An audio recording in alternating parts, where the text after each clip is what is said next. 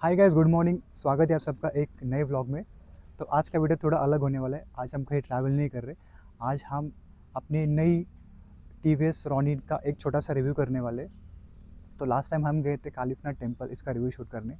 वो वाला ट्रिप हमने मार्च में किया था, लेकिन कुछ देर बाद वहाँ पे बहुत ज़्यादा लोग आ गए, तो इस वजह से अपना वीडियो शूट नहीं हो पाया। तो वो वाला वीडियो हमने मार्च में किया था और तब से अपना रिव्यू वीडियो पेंडिंग ही चल रहा है। अभी ऑलमोस्ट अप्रैल ख़त्म हो जाएगा। मैं किसी की कंप्लेंट या मैं किसी की शिकायत नहीं कर रहा। मैं बस मेरा एक एक्सपीरियंस आपसे शेयर कर रहा हूँ। तो गाइज़, ये वाला वीडियो हम नहीं करने वाले थे, लेकिन जो गलतियाँ मैंने की वो गलती आप ना करो, इस वजह से ये वाला वीडियो हम शूट कर रहे हैं। तो हम बात करेंगे प्री डिलीवरी डिलीवरी एक्सपीरियंस मेरा कैसा था।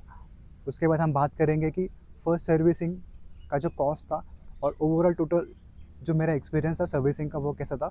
और उसके बाद लास्ट में हम बात करेंगे कि फिर से बाइक 10 से 12 दिन के लिए सर्विस सेंटर क्यों गई। तो अभी हम बात करेंगे बाइक की प्री डिलीवरी के बारे में। तो बाइक हमने बुक की in the month of December, first या सेकेंड वीक ऑफ दिसंबर में हमने बाइक बुक की। उसके बाद शोरूम वाले ने एक छोटा सा कन्फ्यूजन क्रिएट किया, उसके वजह से बाइक 10 से 12 दिन और डिले हुई। बाइक का जो नंबर है ये चॉइस नंबर है। इसका जो भी प्रोसेस था वो हमने शोरूम को दिया था, तो उसमें भी थोड़ा सा डिले हो गया। इस वजह से जो अपना डिलीवरी पूरा प्रोसेस था वो थोड़ा सा डिले हो गया। एक चीज़ मैं यहाँ पे बताना चाहता हूँ कि जब भी आप बाइक बुक करने जाते हो तो शोरूम वाले आपको बोलते हैं कि हम आपको ये ऑफ़र देंगे, ये डिस्काउंट देंगे, आप बाइक बुक करना।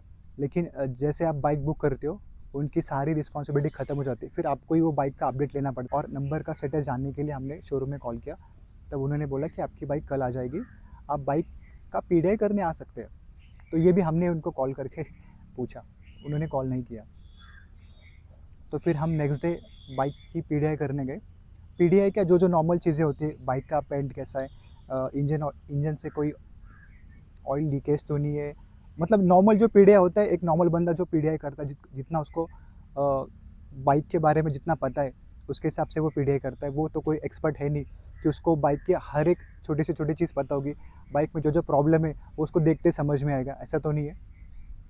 तो जो जो भी पीडीआई का प्रोसेस था वो हमने किया। बाइक चेक की, इसका पेंट तो सही है, चैसिस नंबर, इंजन नंबर सब चेक किया। टायर्स चेक किया, टायर्स में कोई क्रैक तो नहीं है, पूरा हमें पुराने टायर्स तो नहीं दिए गए कि टायर कहीं पुराने तो नहीं है। ये सारी चीज़ें हमने चेक की और फाइनली हमने डिसाइड किया कि ये वाली बाइक आप लेंगे।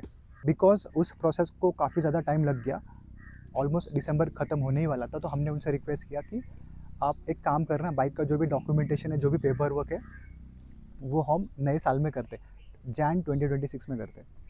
तो बाइक का जो भी प्रोसेस था, नंबर का प्रोसेस, आईटीओ प्रोसेस, इंश्योरेंस का प्रोसेस, वो हमने in the month of Jain में किया। उसके बाद मुझे शोरूम से कॉल आया जब मैं ऑफिस में था कि सर आपकी बाइक रेडी है, आप बाइक की डिलीवरी लेने कब आ रहे हो। तो बिकॉज़ मैं ऑफिस में था तो मैंने उनसे कहा कि बाइक की जो डिलीवरी है वो हम लेंगे सैटरडे या संडे। आई थिंक सैटरडे को भी मुझे कोई तो काम था, तो हमने सैटरडे बाइक की डिलीवरी नहीं ली, हमने बाइक की डिलीवरी ली संडे। बहुत सालों बाद कोई नई बाइक हमारे घर आ रही है। इनफैक्ट लास्ट हमने जो नई गाड़ी ली थी वो अपनी कार थी, स्विफ्ट डिज़ायर, उसको भी 5-6 साल हो गए। उसके बाद ये वाली बाइक हमने ली है। मेरे पास और एक बाइक है, बजाज डिस्कवर, वो भी मैं चलाता हूँ। ये वाले बाइक के लिए बहुत ज़्यादा एक्साइटेड थे, बहुत ज़्यादा खुश थे। और इस वजह से मैंने जो अपना डिलीवरी वाला जो वीडियो बहुत ज़्यादा शॉर्ट बनाया। बाइक की डिलीवरी लेने हम पहुँचे टीवीएस शोरूम, जो कि है शंकर शेट रोड पे। बाइक की पूजा की, फ़ोटोग्राफ्स खींचे, बहुत सारे लोग बहुत ज़्यादा खुश थे, बहुत ज़्यादा एक्साइटेड थे। इस वजह से मैंने जो अपना डिलीवरी वाला जो व्लॉग था वो बहुत ज़्यादा डिटेल में शूट नहीं कर पाया। वो अगर आपने नहीं देखा तो वो प्लीज़ आप जाकर देखना। अब बात करते बाइक के सर्विसिंग के बारे में। अपना सर्विसिंग एक्सपीरियंस कैसा था उसके पहले बात करते कि जब हमने बाइक बुक की तब मैंने और डैड ने डिसाइड किया था कि बाइक को लेकर हम जाएंगे तुळजापुर, क्योंकि लास्ट टाइम भी हमने जो नई गाड़ी ली थी तो हम तुळजापुर नहीं जा पाए माता के दर्शन के लिए। तो इस बार हमने डिसाइड किया कि हम माता के दर्शन के लिए तुळजापुर जाएंगे। फिर उसके बाद प्लान में अक्कलकोट और गाणगापुर भी ऐड हो गया। तो हमने सोचा कि बाइक की टेस्टिंग भी हो जाएगी, बाइक का माइलेज भी पता चलेगा, परफॉर्मेंस भी पता चलेगा और बाइक में जो भी इश्यूज़ है वो भी पता चलेंगे। तो अपनी बाइक ज़्यादा चली नहीं, डैड ने 1-2 ट्रिप्स किए, उसके बाद मैं बाइक को ऑफिस लेकर गया दोस्तों को दिखाने, और सिटी में बाइक थोड़ी सी चली थी, जो भी हमने बाइक पे एक्सेसरीज लगाई तो सिटी में बाइक थोड़ी सी चल गई। तो ओवरऑल बाइक चली अपनी अराउंड 400 या 500 किलोमीटर अपनी बाइक चली। बिकॉज अपना बहुत लंबा ट्रिप प्लान था तो हमने डिसाइड किया कि बाइक को सर्विसिंग करके ही ट्रिप पर लेकर जाते हैं। बिकॉज अपना ऑफिस था और वीकेंड को भी अपने को एक छोटा सा काम था, तो बाइक की सर्विसिंग कराने में नहीं जा पाया। इस वजह से अपना जो फर्स्ट सर्विसिंग वाला वीडियो है वो भी शूट नहीं हो पाया। तो नेक्स्ट डे डैड गए बाइक की सर्विसिंग कराने सर्विस सेंटर। बाइक हमने सर्विसिंग को दी। उसके बाद डैड ने वहाँ पर एक चीज़ नोटिस की, वहाँ पे बहुत ज़्यादा एक्सपेंसिव बाइक थी। तो डैड ने एक चीज़ नोटिस की कि जो भी लोग वहाँ पर काम कर रहे थे वो बाइक को ड्रैग कर रहे थे, वो बाइक को खींच रहे थे, अननेसेसरी बाइक को रेव कर रहे थे। वो चीज़ डैड ने वहाँ पर नोटिस की। तो उसके बाद 2-2:30 बजे उन्होंने हमारी बाइक सर्विसिंग कराने ली। तो बिकॉज अपना बहुत लंबा रोड ट्रिप प्लान था, तुलजापुर, अक्कलकोट और गाणगापुर, तो मैंने डैड से कहा बाइक के जितने भी सेंसर्स है वो सारे चेक करवा लेना, डायग्नोस्टिक रिपोर्ट उनसे मांग लेना, अगर कोई ECU का अपडेट है तो वो करवा लेना, बाइक्स के ब्रेक्स चेक करवा लेना। और एक बहुत बड़ा इशू था बाइक में, वो था इसका RPM मीटर, वो बहुत ज़्यादा हाई जा रहा था। जब भी मैं बाइक को स्टार्ट कर रहा था पहले तो बहुत ज़्यादा अच्छा लगा कि बाइक से बहुत बढ़िया साउंड आ रहा था, लेकिन बाद में वो चीज़ें हमें बहुत देर बाद नोटिस हुई कि बाइक में वो इशू था। बिकॉज बाइक बहुत ज़्यादा फ्यूल कंज्यूम कर रही थी। RPM मीटर जो कि बहुत ज़्यादा हाई जा रहा था। जब भी मैं बाइक स्टार्ट करता था तो बाइक का जो RPM मीटर था तो वो ऑलमोस्ट 4000 के ऊपर जा रहा था। तो मैंने डैड से कहा कि आप वो वाला चीज़ आप ज़रूर चेक करवा लेना। तो डैड ने सारी चीज़ें नोट करके जो बंदा बाइक की सर्विसिंग कर रहा था उसको वो चीज़ें दे दी। तो उसके बाद डैड को काफ़ी ज़्यादा वेट करना पड़ा। इस वहाँ पे और भी बाइक्स थी जिसमें सेम RPM इशू था। उन्होंने डैड को दिखाया कि आप ये बाइक देखना, बिकॉज ये BS6 OBD2 कंप्लाइंट बाइक है, तो इसका जो RPM है ये नॉर्मल है, ऐसा उन्होंने कहा, which was not normal. 4000 RPM is not normal. जब भी आप बाइक स्टार्ट करते हो बाइक का RPM मीटर 4000 के ऊपर जा रहा था, which is not normal. But because उन्होंने डैड को वो 2-3 बाइक्स दिखाई तो डैड को लगा कि ये नॉर्मल होगा। और एक चीज़ मैंने डैड से बोली कि इसमें एक फुट रेस्ट लगवा लेना, क्योंकि लास्ट टाइम मॉम ने 1-2 बार मुझसे कंप्लेंट की क्योंकि उनको पैर रखने में दिक्कत हो रही है, बहुत अनकंफर्टेबल फील हो रहा है। तो मैंने डैड से कहा कि आप इसमें एक फुट रेस्ट भी लगवा लेना। गाइस, जब बाइक की सर्विसिंग हुई, जब उन्होंने डैड को बिल दिया तो डैड लिटरली शॉक हो गए, क्योंकि इससे कम में हम अपने कार की सर्विसिंग कराते हैं बाहर। इसका जो फुट रेस्ट आता है, मतलब आता ही नहीं है, एज ए एक्सेसरीज पार्ट आपको वो लेना पड़ता है। वो था अराउंड 500 या 550 रुपीज़ का आता है, लेकिन उसको फिट करने के उन्होंने 300 रुपीज़ चार्ज किए। मतलब जस्ट 2 नट लगाने के उन्होंने 300 रुपीज़ चार्ज किए, विच वॉज आई थिंक, आप कमेंट करके बताना सही है या गलत है। जब मैं ऑफिस से घर आया तो डैड ने मुझे सारी चीज़ें बताई, सारा एक्सपीरियंस शेयर किया, which I think was not good. और उन्होंने मुझे बिल दिखाया जो कि मैं देख के शॉक हो गया। वो मैं यहाँ पे अटैच कर दूंगा, वो आप देख लेना। तो ये था हमारा बाइक का servicing experience, which was not good. Servicing कराने के बाद नेक्स्ट डे हम हमारे ट्रिप के लिए निकल गए। मॉर्निंग 6 बजे हमने हमारा ट्रिप स्टार्ट किया। हडपसर के पास बाइक का फ्यूल टैंक रिफ़िल करवाया। अराउंड 12:30 बजे या 1 बजे हम पहुंच गए तुलजापुर। तुलजापुर पहुंचते पहुंचते बाइक में जो फ्यूल था वो आधे से ज़्यादा पेट्रोल ख़त्म हो गया था। पुणे से तुलजापुर का जो डिस्टेंस है वो अराउंड 300 एंड 310 किलोमीटर्स होगा। उस बीच बाइक में जितना भी फ्यूल था वो आधे से ज़्यादा ख़त्म हो गया था, जो हमने हडपसर में रिफ़िल किया था। और हमारी जो स्पीड थी वो अराउंड 70-75 किलोमीटर्स थी। गाइस, अगर आपने पवना लेक, पाबे घाट और कालीफनाथ टेम्पल वाला वीडियो नहीं देखा तो वो जाके ज़रूर देखना। मेरी जो भी बाइक की जो स्पीड होती है वो अराउंड 40-50 किलोमीटर्स के बीच में होती है। मैं ज़्यादा बाइक को हार्ड ड्राइव नहीं करता, ज़्यादा स्पीड में बाइक नहीं चलाता। उसके बाद 2-2.5 घंटे लग गए हमें दर्शन करने के लिए। 3-3:30 बजे हम तुलजापुर से निकले और अराउंड 6 बजे हम अक्कलकोट रोड पहुँचे। जैसे ही हम अक्कलकोट रोड पहुँचे बाइक में जितना भी फ्यूल था वो सारा ख़त्म हो गया था। बाइक की जो फ्यूल लाइट है वो जल गई थी।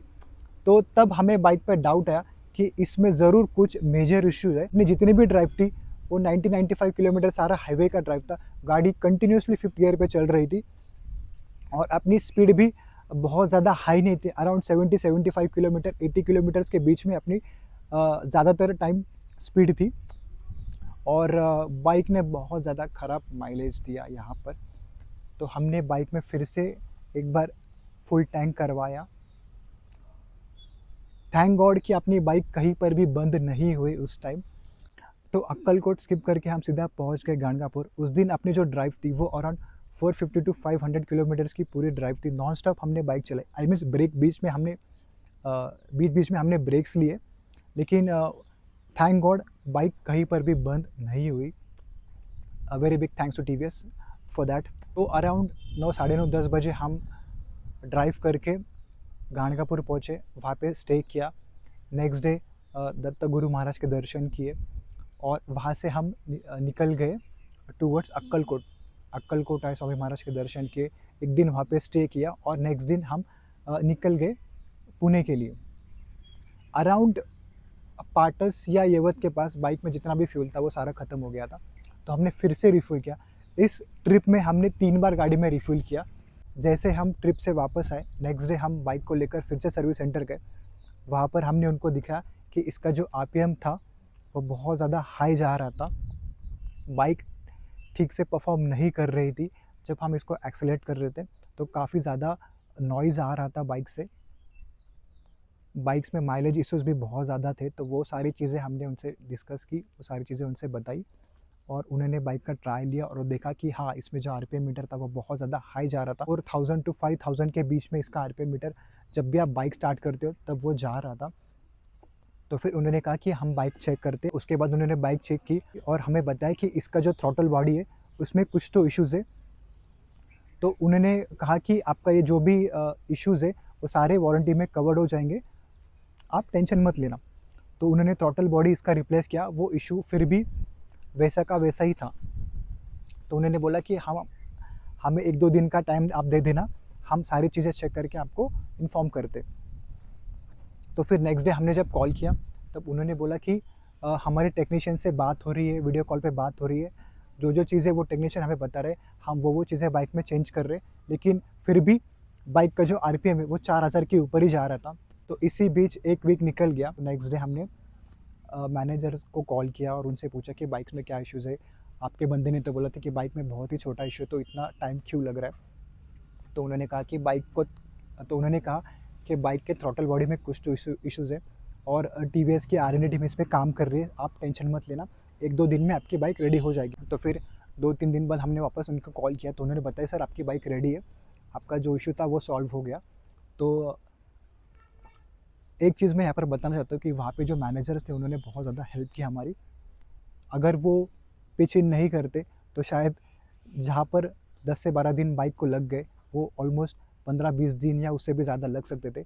सो थैंक्स टू द मैनेजर।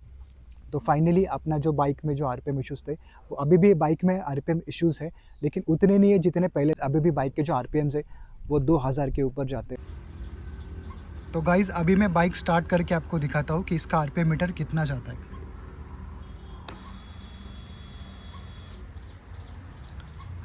और मैं बस स्टार्ट करूँगा और छोड़ दूँगा, आप बस देखना कि इसका आरपीएम मीटर कितना जा रहा है।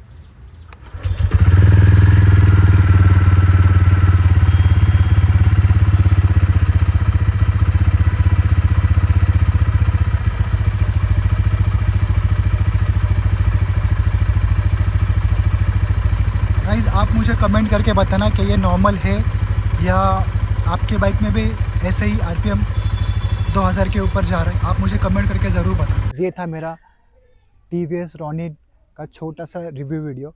मुझे किसी की कंप्लेंट नहीं करनी, किसी की बुराई नहीं करनी, ये जस्ट मेरा एक यूज़र एक्सपीरियंस था जो मैंने आपसे शेयर किया।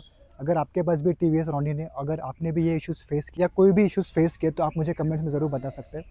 Thank you so much for watching today's video. मिलते हैं आपसे अगले वीडियो में। ऊन माझ्या डोळ्यावर यायला लागले, ते ऊन यायला लागले यार. सगळीकडे सावली आहे, फक्त इकडेच ऊन आहे.